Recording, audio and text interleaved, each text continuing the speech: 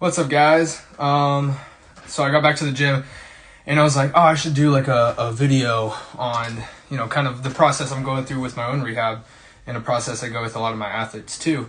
And I was just going to make it a story, but I was like, a live might be a better situation just because it can be a long form term, like a good YouTube video or something like that. But as you can tell, I literally just got home because I'm, I'm breathing pretty heavy. So,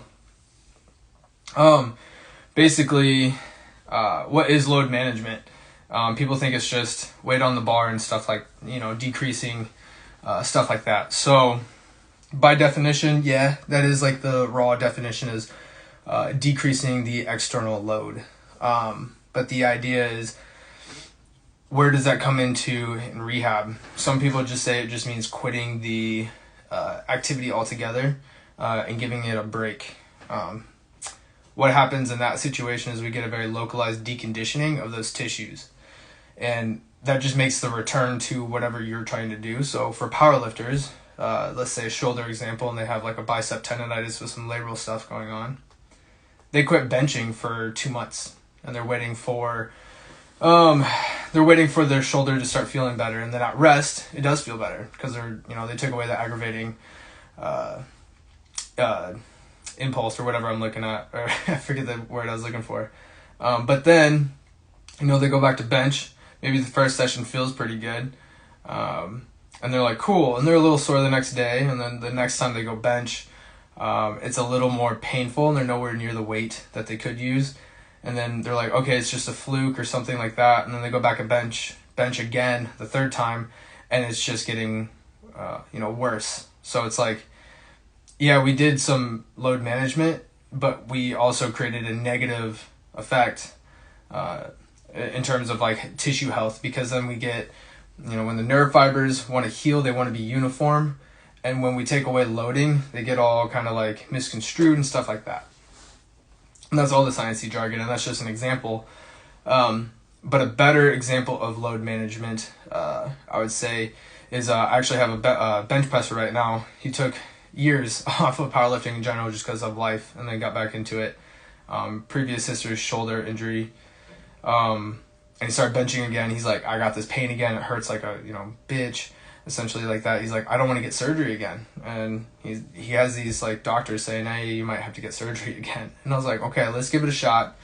Let's see what we can do. So basically I was like, what have we been doing? So I saw his like previous program, which was like a super squat program, which I'm not a fan of.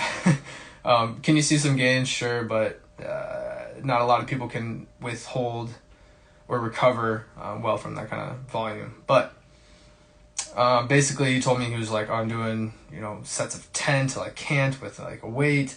And then he was just like, I've been trying wide grip, I've been trying my competition grip, I've been trying narrow grip, and just nothing was working. And he's like, honestly, it feels okay when I overhead press. And I was like, well, that's a little strange, but we can definitely work with it. And he waited a while, and then he started getting some more pain. Now it was going into the overhead press. So I was like, what are we trying to get back to doing? He's like, I really want to bench press, and I want to get another meet under my belt since it's been like decades. I was like, cool. So we got to really focus on bench press right now. No pain with squats, which is a very common issue. And he definitely did have like a labral bicep tendonitis, or is coming out of it. But basically what we did was close grip pin press. And I was like, let's go 3-4 inches off the chest. So kind of like a block press essentially. And he's like, I can start to feel it, but it's not bad. And I was like, okay, like let's see how well we tolerate it the next day. He's like, no change in pain. Like, okay, cool. So instead of going up in weight, I was like, okay, let's stick at, and I think it was like 225. And we just started out relative volume with like a 3x5. Felt fine, felt good. Cool, let's keep going. Instead of adding weight, I was just like, okay, let's add some volume first, see how we tolerate. Next day, hey, yeah, I didn't really have any pain with the actual motion itself. I was like, cool. Not the next day, but the next time we went to go bench. I was like, cool, let's keep this going. So I added another set of 5. And he was able to tolerate that well. And we eventually got to the point where he was just flying by it and it was explosive. So we lowered the pins, but we kept the same weight, because if we jumped weight and then lowered, we're introducing a new range of motion and new tissues added different tissue length that they haven't been prepared for. They haven't actually seen that kind of motion with weight yet. So we kept the weight the same at a lower pin, so like 1 inch off the chest essentially. And we did 2 weeks at that. And he's like, I felt a little twinge, it was fine. And I think we were 5 weeks in, and I was like, hey, let's lower the pins one more time. He's like, if I lower it, it's going to be at my chest. Let's try it. Fuck it.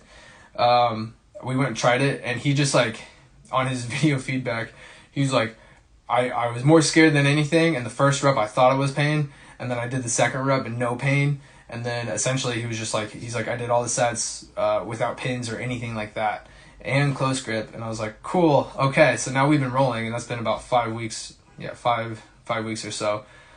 So now we're going to start managing increases in weight. I don't really want to mess with volume right now because I feel like he had a volume trigger that turned into an intensity trigger. Because it was 225, he could pretty much keep going, I think, for a little bit, but I just wanted to be safe in that lower range of motion. So then we got so the plan moving forward is let's progress the weight and monitor the volume. Monitoring the volume is still a variation of load management. So in short, I'm coming back from an injury. Are there probably deficits? Yeah, but I'm not spending 30 minutes as a warm up to go bench press, or 30 minutes of small minutia exercises that they can use that tissue in a different tissue length. It definitely can be good. I'm not saying we don't do anything like that, but regular accessories, you never know that this guy was having shoulder pain. But basically the idea, what is load management? It's modifying the factors that we can, not going too much volume. Is there an intensity trigger or a load trigger? Let's go under that threshold. So for him, he had a load trigger from 2 inches off his chest and down with 225. I want to say 185 for some reason. But he was good up here. In fact, I'm going to throw bands on.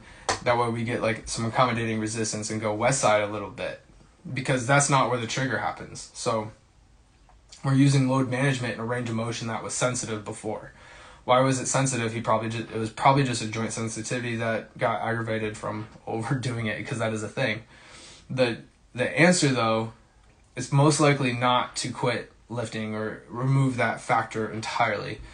Because like I said before, you're most likely going to get a deconditioning of those tissues, and that's just going to make the rehab process longer. So in short, find ways that you can move with a motion that is similar, if not the same, as what you're trying to achieve. Can you move, adjust volume, intensity in that motion? Yes? Cool. Let's rock it. Let's run with it. Let's progress as we see fit in that new range of motion or with the tempo or whatever it might be, and then we can go on from there. Some people, decreasing the external load by adding a tempo, so that increases their internal load or the perception, and we get a lot more mechanical tension and stuff like that. So you can get some pretty good hypertrophy gains. Tempo is not necessarily the best for like getting strength gains, but it's definitely a way to still make progress in a way that might not have been there before. So I know a lot of powerlifters don't really know what load management means. I know a lot of practitioners and rehab specialists that literally have no idea what load management even is. And honestly, that should be like the first stop or the first look before having to change. Maybe not the first. Maybe there could be some blatant form stuff that you address, and then when you address that, then you're using new tissues, but you had to lower the weight because you couldn't handle it handle that weight with using these new tissues in a more efficient position for your body to move mechanically. In a way that is load management. So I just thought this definitely has another video that needs to go along with it, but I think more people need to be aware of what load management is, because it's way more powerful as a rehab and even as a performance tool. You can't expect to add 5 pounds every single time, for intermediates and veteran lifters or, elite lifters. That is a form of load management. How can I still progress, like progressively load, while still maintaining, joint integrity, where you were at in terms of like your actual maximum like load strength. So just throwing that out there. Load management, way more important and way more powerful than what people think, and not a lot of people even give it a second chance or even know what it is. So throwing that out there in the universe, it applies to a lot more than just rehab and performance. So it might be worth a look into. My phone paused.